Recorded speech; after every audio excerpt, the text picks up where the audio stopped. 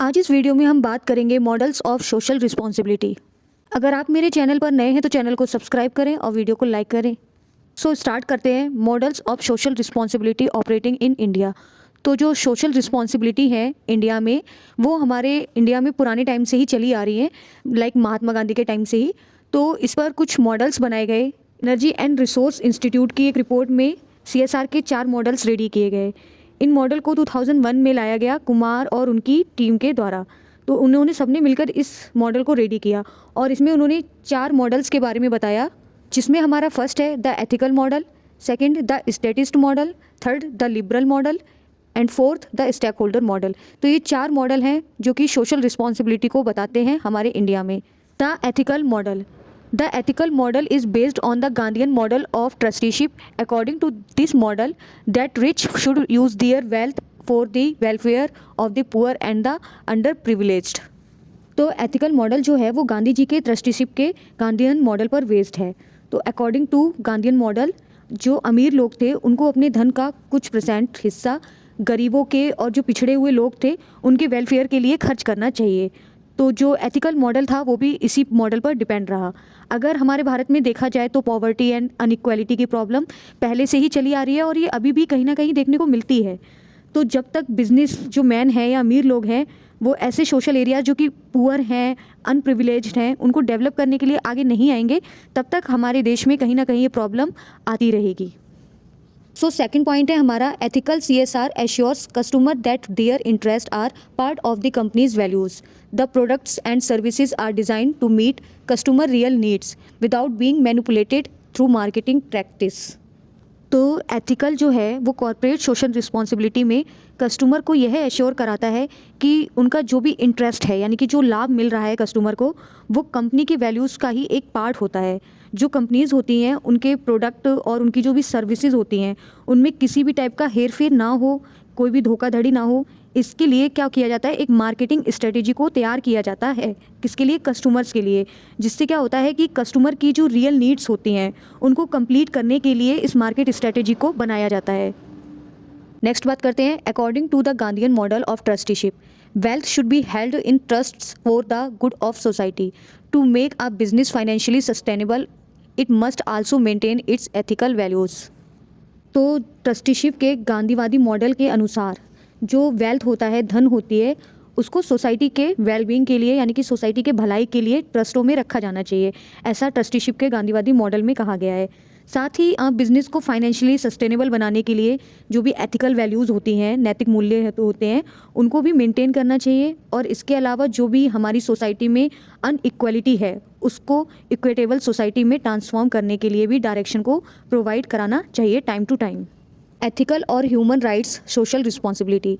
Ethical responsibility refers to a company's commitment to operate their business in an ethical manner that upholds human rights principles.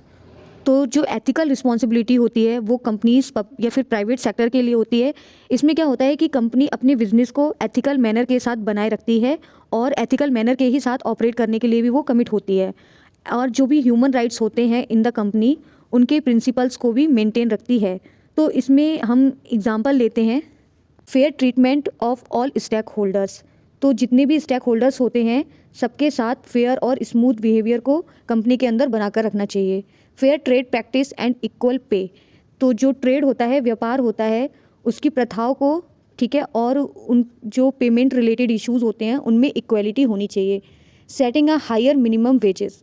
तो जो higher minimum wages होता है उसकी setting होनी चाहिए। Guaranteeing all material are ethical sourced. तो इस बात की गारंटी देना कि मटेरियल जो है वो एथिकली रिसीव किया जा रहा है। And all employees should be treated with respect. और जितने भी एम्प्लॉयज़ होते हैं इन द कंपनी उनके साथ क्या होना चाहिए, इक्वल और स्मूथ बिहेवियर रखना चाहिए। सेकेंड पॉइंट है हमारा the statist model. This model came into being with the adoption of socialist and mixed economy by Jawaharlal Nehru. In this model, the corporate responsibilities were governed by state ownership and legal requirement. तो स्टेटिस्ट model में socialist and mixed economy की बात की गई है कि किस तरीके से स्टेट में जो भी कॉरपोरेट थे उनकी रिस्पॉन्सिबिलिटी क्या रहेगी और ये कैसे सोशल और मिक्स्ड इकोनॉमी के लिए वर्क कर सकते हैं। तो जो स्टेटिस्ट मॉडल है वो तब एंटिटी में आया जब जवाहरलाल नेहरू ने सोशलिस्ट एंड मिक्स्ड इकोनॉमी को अडॉप्ट किया हमारे इंडिया में। तो इस मॉडल में कॉरपोरेट की जो रिस्पॉन्सिबिलिटी रही वो स्टेट के ओनरशिप और जो भी लीगल रिक्वायरमेंट थी उनके थ्रू कंट्रोल की जाती थी। तो इस मॉडल का जो है स्टेट की इकोनॉमी के जितने भी मेजर एस्पेक्ट थे उनको कैसे दिशा निर्देशित किया जा सकता है, इसके लिए कुछ रूल बनाए गए। या तो डायरेक्टली स्टेट के जो ओनरशिप वाले एंटरप्राइजेस या फिर प्रोडक्शन है वो इकोनॉमिक प्लानिंग कर सकते हैं इकोनॉमी को डेवलप करने के लिए, या फिर indirectly economic intervention and macro economic regulation के भी माध्यम से वो इकोनॉमी को डेवलप कर सकते हैं। Related to community and workers' relationship, the labor law and management principles had in them the basic element of corporate responsibility. Most of the public sector companies even today follows the static model of state-sponsored corporate philosophy.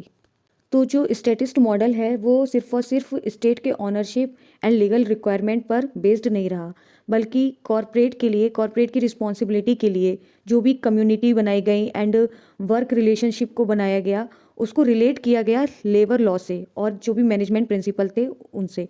तो mostly आज के time में भी और पहले से ही चला आ रहा है कि पब्लिक सेक्टर्स कंपनीज आज भी स्टेट के इस स्पॉन्सर्ड कॉरपोरेट फिलॉसफी के लिए इस मॉडल को फॉलो करती हैं। थर्ड पॉइंट है हमारा द लिबरल मॉडल। तो इस मॉडल को मिल्टन फ्रीडमैन के द्वारा इंट्रोड्यूस किया गया। According to Friedman, social responsibility taken up by the corporate distorts economic freedom of the shareholder as they have no say in deciding how their money will be spend on this activities.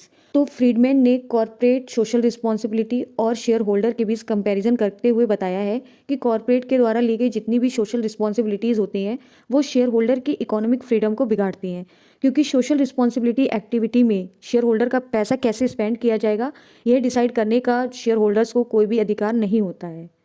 Friedman argued that corporations should engage in activities that would generate revenue and profit, and in doing so they should abide by the law and follow ethical customs. तो Friedman ने argue दिया corporation के लिए कि corporation को ऐसी activity में engage होना चाहिए जो रिवेन्यू को और प्रॉफिट को जनरेट करे, पर ऐसा करते समय जो भी कानून हैं, जो भी लॉ बनाए गए हैं और एथिकल कस्टम्स बनाए गए हैं उनको फॉलो करना चाहिए। Friedman, in his article in New York Times in 1970, titled says that there is one and only one social responsibility of business to use its resources and engage in activities designed to increase its profit. तो Friedman ने 1970 में New York times में एक article में कहा था कि business की सिर्फ और सिर्फ एक सोशल रिस्पॉन्सिबिलिटी है कि वे अपने रिसोर्सेज को यूज़ करें और अपने प्रॉफिट्स को इंक्रीज़ करने के लिए डिज़ाइन की गई जो भी एक्टिविटीज़ हैं उनको इंगेज करें। दैट्स मीन जो सोशल रिस्पॉन्सिबिलिटी है वो बिना किसी फ्रॉड के या फिर बिना किसी डिसेप्शन के ओपन और फ्री होनी चाहिए। फोर्थ है हमारा the stakeholder model. The stakeholder model was introduce by Edward Freeman. तो एडवर्ड फ्रीमैन ने स्टेक होल्डर मॉडल को इंट्रोड्यूस किया। According to this model the company should be driven by the welfare of the stakeholder and not stockholder only. तो इस model में Edward Freeman ने बताया कि कंपनी को स्टेक होल्डर के वेलफेयर से ड्राइव होना चाहिए, ना कि ओनली स्टॉक होल्डर से। तो अगर बात की जाए कि स्टेक होल्डर कौन है, तो शेयर होल्डर्स हो गए, एम्प्लॉयज़ हो गए, कंज्यूमर्स हो गए, सप्लायर्स हो गए, कॉम्पिटिटर्स हो गए, रिलेटेड गवर्नमेंट एजेंसीज हो गई और जितनी भी लोकल कम्युनिटीज़ हैं, ये सभी स्टेक होल्डर्स होती हैं किसी भी कंपनीज़ के लिए। इन support of this model Freeman argues that when a firm is responsive towards the concern of the stakeholders, they become more resilient themselves. It also results in better long-term performance of both the firm as well as society.